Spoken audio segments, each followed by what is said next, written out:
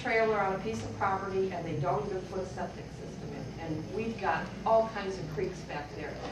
I was told that there was one health inspector for the whole county of Montgomery, so that's a real problem. Okay, scratch.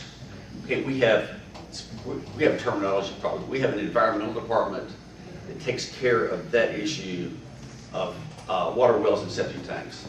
I was referring to a health department, meaning giving shots, immunizations. Okay, We don't no. do that. No. But we do have an environmental department that does. Oh, we have. I've lost track. How many inspectors do we have, Ann? Oh, well, this is Ann Carr, who is my chief of staff. She's been with me for almost a little over half the time I've been there, and she does a great job. You know how many inspectors we have? I know that we have continuously added inspection to the inspection department in the last 4 budget years, except this past year in 09-10. How many inspectors are there to go out and inspect the sewer systems? They inspect the new systems that are going in on a regular basis, and there are 4 that are doing that. Each one has a precinct. That's kind of the way they work it. Then there are about 3 more that do emergency inspections. There's 7, answer the short answer. Okay. Well, I would have thought that would have been, I guess I called the wrong department, but they never referred me to an environmental department. But I definitely will be calling the environmental department. Chris? Yes, sir. With regards to, you talked earlier about the importance of the road and the infrastructure in Montgomery County. What about bonds for the future? Do you support the idea of bonds to pay for certain roads? And then what impact will that have on the tax rate in Montgomery County?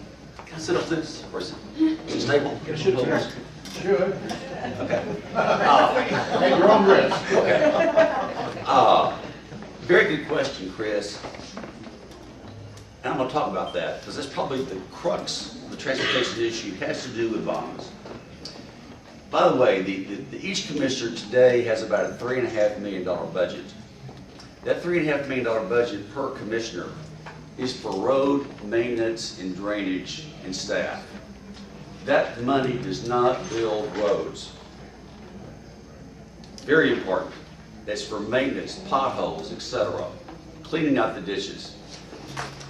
The only money to build, for example, 1488, the new 1488 you see out there cost almost $100 million. Now, we did what we call the pass-through toll program. I don't have enough time here to go into all the details of that, but let me just say the short answer is we passed a $160 million bond issue, and with that, we're building about $230 million in roads because the state of Texas will come in and participate. We're creating leverage with our county tax dollars. We did that also with a $60 million bond issue with the old ICE-T T21 program that was an 80-20 match. We put up 20, the state of Texas put up 80% of the money to build roads in Montgomery County. Both of those programs are dead. The state of Texas has no money to match local tax dollars. That's one of the reasons we pulled off the table last year in 2009 the $300 million bond issue that was being talked about by the commissioners because of A, the economy, B, there was no match. So right now, the commissioners' court is in between a rock and a hard place, for lack of a better term, on what to do on this next bond issue the commissioners want to do. The good news about going forward with the bond issue is if we do it now, meaning building a new road, we can do it at 2002 cost. There's about a 35% savings because of this recession we're in. The bad news is there's no match for our local tax dollars in any, which means basically, and also our tax base is not increasing like it used to. Our tax base increase went from 12% increase to 4%. It may be 3 or 2 next year, which means if we do another bond issue, you're looking at a tax increase. I don't like tax increases. So we're in a rock and hard spot on what to do. And right now it's undecided. Yes, sir. I have a question. Yes. We look at these tax abatements and often wonder, are we getting our money's worth out of them? Could you please explain your position on tax abatements? One thing, every tax abatement, pretty much every tax abatement is different. They go on a sliding scale on either number of jobs or value. The highest abatement we give is 10 years at 100%, but that has to be about 200 jobs and about a $25 million project. Again, don't hold me to my numbers, I'm not sure what they are exactly, all the way down to a 20, 40, 60, 80, 100%. It decreases over 6 years. We've done 50% for 5 years, then it stops. So they're all over the board in what we do. But in most cases, the land that is taken into a tax abatement project is of ag value or timber value, which means it's bringing in no taxes to speak of. It immediately goes to fair market value, say $3, $4 a foot. There's money there. Let's say we abate the building. There's also tax money in all the personal property. But let me give you the example of Walmart Distribution Center out in East County.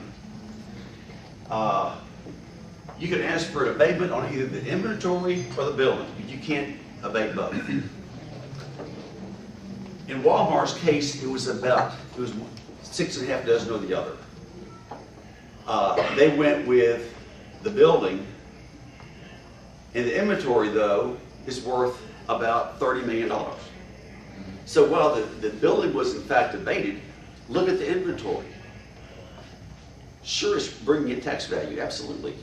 Everything we bring in brings in jobs and tax revenue. So as a follow-up, do you at the end of an abatement go back and assess whether or not we got the value that we thought we were going to get out of it? Oh, we assess the whole time. They have to meet the job requirement and the value the whole time. If they go into violation at any time, we can take the abatement back to zero. Well, they owe us what they should have paid us for years 1, 2, 3, 4. We've got about 3 more minutes. Judge, I hear a lot of people complaining about drainage problems when they get to the heavy rural areas.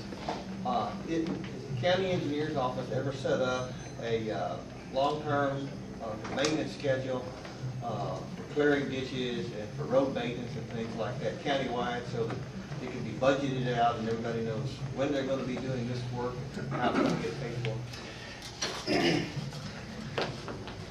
Answer your question in short, no. Each commissioner has different ideas on what they're going to do with their drainage and their road schedule. So the county engineer really has nothing to do with it. Every commissioner schedules and does that on his timetable without consulting the court. I don't know what it is. I mean, I can find out, but that's not a court decision, it's an individual commissioner decision. Or so if there's a problem, then it's that individual commissioner's. Absolutely. Absolutely. Yes, sir. We privatized the health department and put it under UTMB, but didn't we just spend $700,000 county funds to build a county clinic for county employees where they have their own medical facilities now? Where we used to have the hospital district and had our own hospital, they would have gone there. And instead of going to the local hospitals, now we have a new facility we have to maintain, Okay. budget for, and everything else. I'm glad you asked that question. And in the newspaper, I gotta have one, to answer that question, I gotta have more than 1 minute, Ken. Or we can answer it out there. Okay. There is a new county clinic being built. And by the way, this all has to do, the cost today of our insurance, the county insurance, is about $15 million in, somewhere in that range. Right there, yes, sir. That's what it costs us to have county insurance. When you go check yourself out, if you're sick with a cold or the flu or whatever, you check yourself out and you go to the Sadler Clinic, you're gonna pay, I'm gonna pay, meaning the county, I'm gonna pay X% of those x-rays, those blood tests, and those shots.